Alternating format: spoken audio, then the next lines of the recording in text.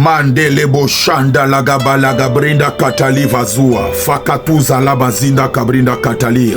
Que le Seigneur te bénisse et bienvenue dans le 12e de tous les mois de l'année, le mois que l'Éternel a fait. Tu es la bienvenue dans ce mois qui marque le dernier tournant prophétique et apostolique de 2024. Et Dieu, pendant ce mois, a parsemé et a marqué ce mois du sceau du mois de repos. Et tout ce que je voulais te dire sans l'ombre d'un doute, c'est que Dieu, ce mois, t'amène dans le repos éternel.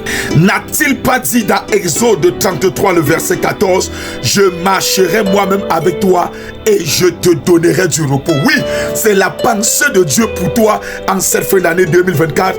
Il te promet une chose, qu'il marchera lui-même avec toi et qu'il te donnera du repos. Et n'a-t-il pas dit dans Genèse 2, le verset 2, Dieu se reposa de toute son œuvre qu'il avait faite.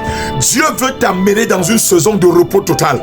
2024 ne finira pas si le Dieu des cieux, si mon Dieu ne t'a pas conduit dans le repos éternel, afin que tu puisses te reposer des promesses 2024 et souffler en disant oui, Dieu a encore fait en cette saison-ci. Et Abraham dit, selon Genèse 2, le verset 4, aux anges qui passaient devant sa maison, permettez qu'on vous apporte un peu d'eau pour que vous lavez les pieds et vous reposez sous cet arbre. Oui, Dieu permettra que tes pieds soient lavés et que tu trouves du repos sous l'arbre que l'Éternel a bâti pour toi. Tu arriveras sous l'arbre de ta destinée, tu arriveras sous la tête de ta destinée et Dieu certainement t'accordera le repos tant attendu. Et dans Genèse 49, le verset 15, il dit, vois, le lieu de ton repos est agréable et le pays est magnifique. En cette fin d'année, Dieu dépose dans ta vie un lieu de repos agréable et il bénit ton pays d'une magnificence exceptionnelle. Dieu t'amène au lieu de ton repos en cette fin d'année. Oh my kalabasunda katalia. Et Dieu n'a-t-il pas dit dans Exode 20, le verset 8, souviens-toi du jour de repos. Oui, ce mois est marqué pour toi du sceau du repos. Tu te souviendras jamais de ce mois.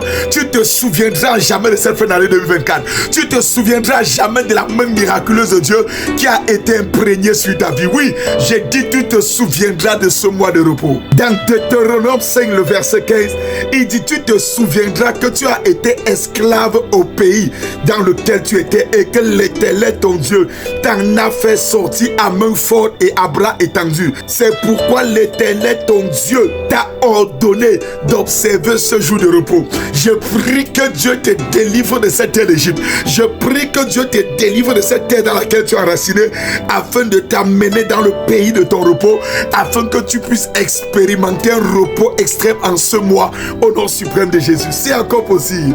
Et pendant ce 12e mois, selon Deutéronome 12, le verset 9 à 10, il dit parce que vous n'êtes point encore arrivé dans le lieu de repos et dans l'héritage que l'Éternel votre Dieu vous donne, mais vous passerez le Jourdain et vous habiterez dans le pays dont l'Éternel votre Dieu vous mettra en possession.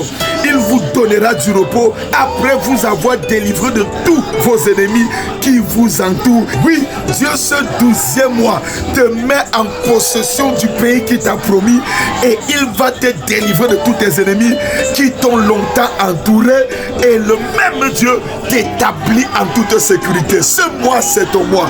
Dans ton mariage, dans tes entreprises, la promesse de Dieu pour 2024 dans ta vie trouve son accomplissement ce mois.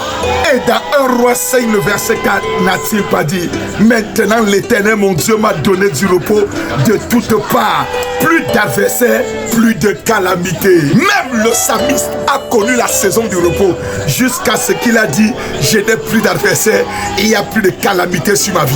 Ce 12e mois de l'année, tu n'auras plus d'adversaires, aucune calamité ne frappera plus jamais à ta porte.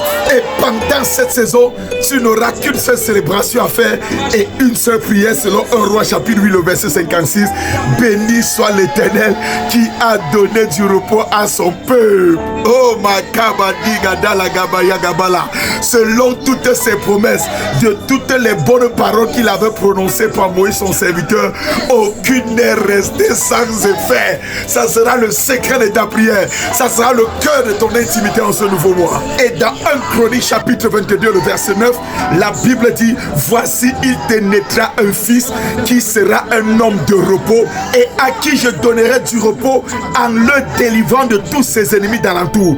Car Salomon sera son nom et je ferai venir sur Israël la paix et la tranquillité pendant toute sa vie. Oui, Dieu pendant ce 12e mois te fait attraper ton Salomon, te fait attraper ta promesse, l'enfant qui naît de toi et qui t'apporte le repos et qui t'apporte la délivrance sur tous tes ennemis. Oui, laisse le ciel agir en ce 12e mois et tu ne seras pas déçu.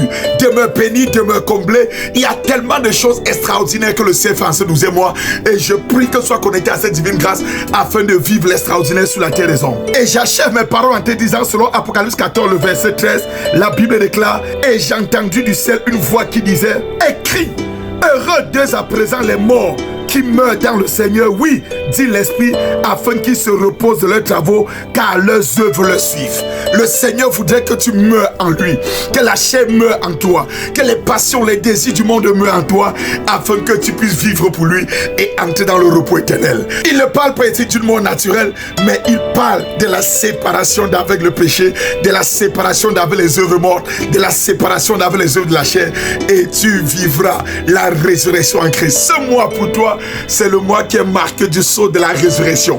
Tu vis une nouvelle saison. L'accomplissement divin est ta part. Et j'ai vu le ciel de façon claire et authentique ressusciter ce qui était mort dans ta vie. Que le Seigneur te bénisse, je t'aime de tout cœur. Christ t'aime encore plus. Shalom.